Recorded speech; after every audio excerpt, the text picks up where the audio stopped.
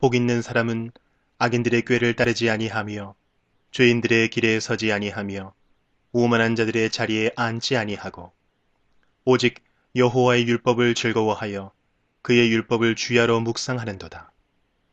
그는 시냇가에 심은 나무가 철을 따라 열매를 맺으며 그 잎사귀가 마르지 아니함 같으니 그가 하는 모든 일이 다 형통하리로다.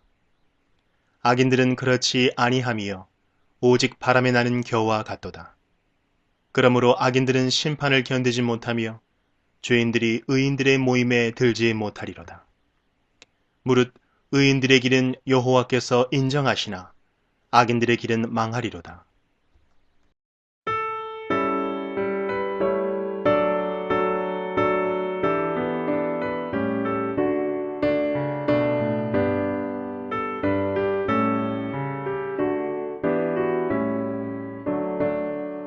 오 하나님 우리의 창조주시니 내 주님께 귀한 것 드립니다. 내 주께만 엎드려 경배드리며 내 주의 이름 높이 찬양하네. 오 하나님 우리의 대주 되시여 그 풍랑이 일 때도 도우셨네. 죽음에서 우리를 구하셨으니 내 주의 이름 높이 찬양하네.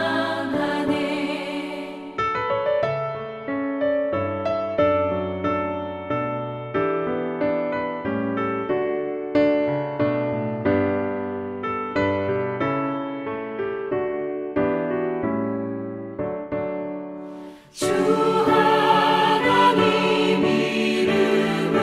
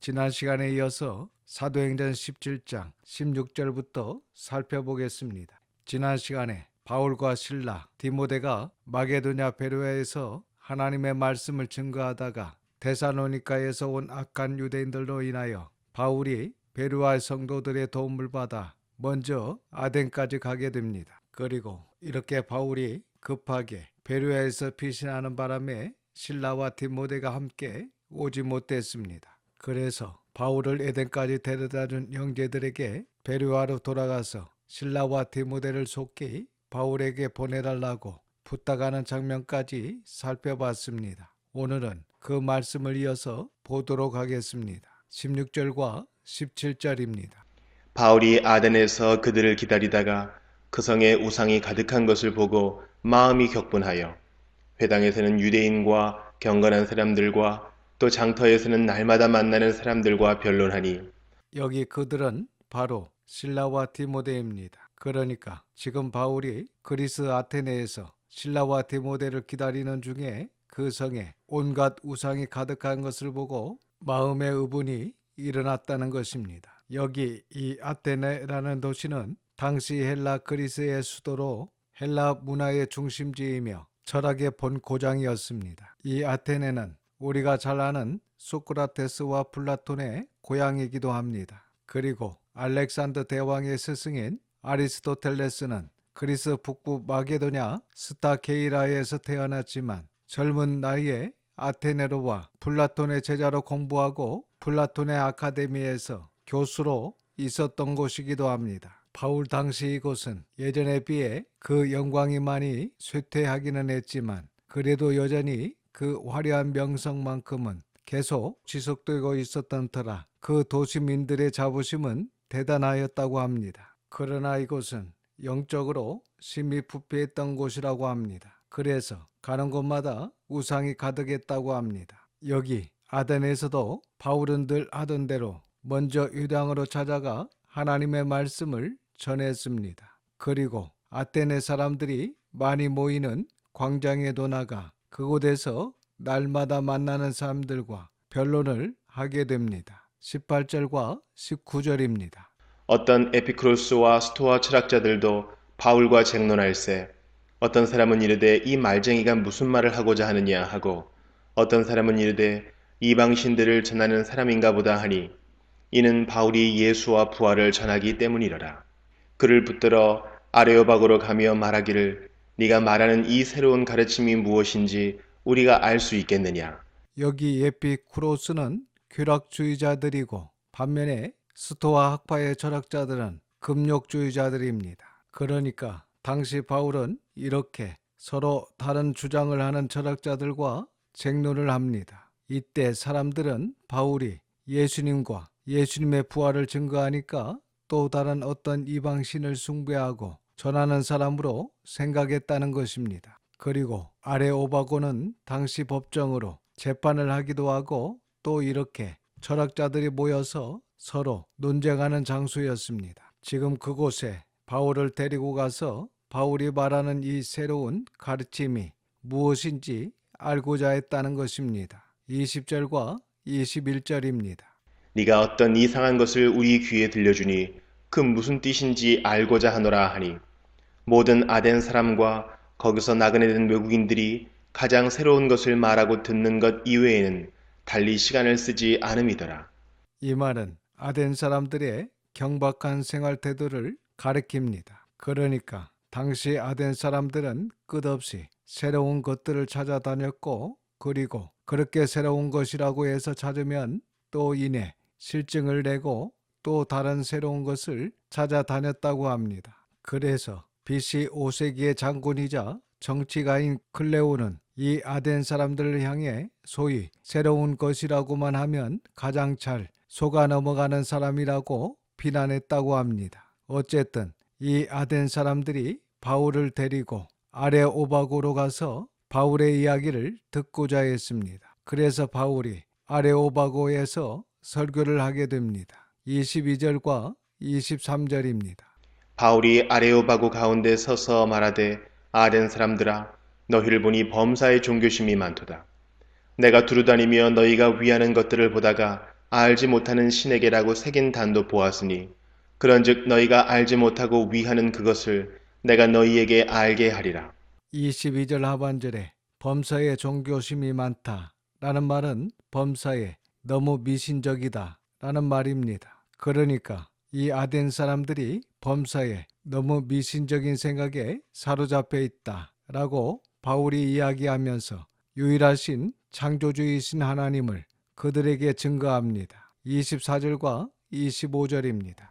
우주와 그 가운데 있는 만물을 지으신 하나님께서는 천지의 주제시니 손으로 지은 전에 계시지 아니하시고 또 무엇이 부족한 것처럼 사람의 손으로 섬김을 받으시는 것이 아니니 이는 만민에게 생명과 호흡과 만물을 친히 주시는 이심이라. 이렇게 하나님은 온 우주 만물을 창조하시고 또한 모든 사람들에게 생명과 호흡과 이 모든 것들을 친히 주시는 분이심을 바울이 증거하고 있습니다. 26절과 27절입니다. 인류의 모든 족속을 한 혈통으로 만드사 온 땅에 살게 하시고 그들의 연대를 정하시며 거주의 경계를 한정하셨으니 이는 사람으로 혹 하나님을 더듬어 찾아 발견하게 하려 하심이로되 그는 우리 각 사람에게서 멀리 계시지 아니하도다. 이렇게 하나님께서는 한 사람, 즉 아담으로부터 모든 민족을 만들어 온 땅 위에 살게 하시고 그들이 사는 시대와 거주의 경계를 정하셨다 라고 말씀하고 있는데 이 말씀은 사람을 시간과 공간의 제한적인 유일한 존재로 만드셨다는 것입니다. 그리고 이렇게 하신 것은 바로 사람들이 스스로 하나님을 찾기 원하셨기 때문이라고 말씀하고 있습니다. 그러면서 하나님은 우리 각 사람에게서 멀리 계시는 분이 아니라 우리가 손을 뻗어 만질 수 있는 바로 우리 곁에 계신다라고 말씀하고 있습니다. 28절에서 30절입니다. 우리가 그를 힘입어 살며 기동하며 존재하느니라. 너희 시인 중 어떤 사람들의 말과 같이 우리가 그의 소생이라 하니 이와 같이 하나님의 소생이 되었은즉 하나님을 금이나 은이나 돌에다 사람의 기술과 고안으로 새긴 것들과 같이 여길 것이 아니니라. 알지 못하던 시대에는 하나님이 간과하셨거니와 이제는 어디든지 사람에게 다 명하사 회개하라 하셨으니 여기 알지 못하던 시대라는 말은 하나님의 계시가 그리스도를 통해 온전히 드러나기 이전을 가리킵니다. 그러니까 예수님께서 이 땅에 오시기 전에는 하나님께서 그대로 지나치셨지만 이제는 어디에서나 모든 사람에게 회개하라고 명하셨다는 것입니다. 31절입니다.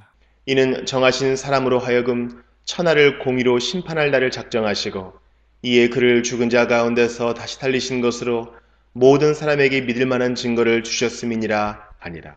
여기 정하신 사람이 누구십니까? 그렇습니다. 이분이 바로 예수님이십니다. 그러니까 성부 하나님께서 성자 예수님으로 하여금 천하를 공의로 심판할 날을 작정하시고 이에 예수님을 죽은 자 가운데서 다시 살리셔서 모든 사람에게 믿을 만한 증거로 주셨다는 것입니다. 다시 말씀드리면 이제 앞으로 예수님께서 최후 심판주로 오시게 될 텐데 그 최후의 심판주로 다시 오신다는 증거가 바로 예수님의 십자가의 죽으심과 예수님의 부활이라는 것입니다. 이것을 우리가 믿고 회개하여 예수님을 구주로 영접해야 한다는 것입니다. 여기까지가 아레오바고에서 바울이 한 설교입니다. 32절에서 34절입니다. 그들이 죽은 자의 부활을 듣고 어떤 사람은 조롱도 하고 어떤 사람은 이 일에 대하여 네 말을 다시 듣겠다 하니 이에 바울이 그들 가운데서 떠나매 몇 사람이 그를 가까이 하여 믿으니 그 중에는 아레오바고 관리 디오누시오와 다말이라 하는 여자와 또 다른 사람들도 있었더라. 이렇게 바울의 설교를 들은 그들의 반응은 세 가지였습니다. 첫 번째는 조롱과 비웃음으로 일축해버리면서 복음을 받아들이기를 거부했습니다. 그리고 두 번째는 그래도 호의적인 반응을 보이며 바울의 설교를 좀 더 듣기를 원했습니다. 마지막 세 번째는 예수님을 구주로 영접하고 믿었습니다. 이 시간에도 진리의 말씀은 계속해서 전파되고 있습니다. 그리고 그 반응도 이와 다르지 않은 것 같습니다. 바울 당시 진리의 말씀을 듣고 주님께 돌아오는 자가 그리 많지 않았던 것처럼 지금도 많은 사람들이 진심으로 믿고 돌아오는 자가 많지 않은 것 같습니다. 하지만 바울이 한 영혼이라도 죽게 돌아오게 하기 위해 예를 쓰며 진리의 말씀을 전했던 것처럼 우리도 실망하거나 좌절하지 않고 열심히 이 진리의 말씀을 전하고 가르치는 일에 최선을 다해서 한 영혼이라도 주님께 돌아오는 귀한 역사가 우리 교회에 있기를 주님의 이름으로 축원합니다. 기도하겠습니다. 아버지 하나님, 하나님의 거룩하신 이름을 찬양합니다. 오늘도 귀한 말씀을 듣게 하시고 깨닫는 마음을 주셔서 감사드립니다. 바울이 우상이 가득한 아테네에서 온갖 우상, 심지어 알지 못하는 신에게라는 제단을 보며 의분을 느끼고 그들에게 유일하신 창조주 하나님, 우리의 구원자이시며 심판주이신 예수 그리스도를 증거하는 것을 보았습니다. 우리도 바울과 같은 마음으로 세상의 죄와 악한 영에 끌려가는 영혼들을 보며 안타까운 마음으로 그들에게 진리의 말씀, 복음의 말씀을 전하고 가르치기 위해 마음을 다하고 힘을 다할 수 있도록 도와주시옵소서. 이번 한 주간도 하나님의 선한 손의 도우심을 믿고 감사드리며 우리 구주 예수님의 이름으로 기도드립니다. 아멘. 지금은 우리 구주 예수 그리스도의 은혜와 아버지 하나님의 그 넓으신 사랑하심과 성령님의 감화감동 역사 충만 위로하심이 지금부터 영원까지 우리 모든 성도들과 자녀와 가정 위에 함께 하시기를 우리 구주 예수님의 이름으로 축원하옵나이다. 아멘.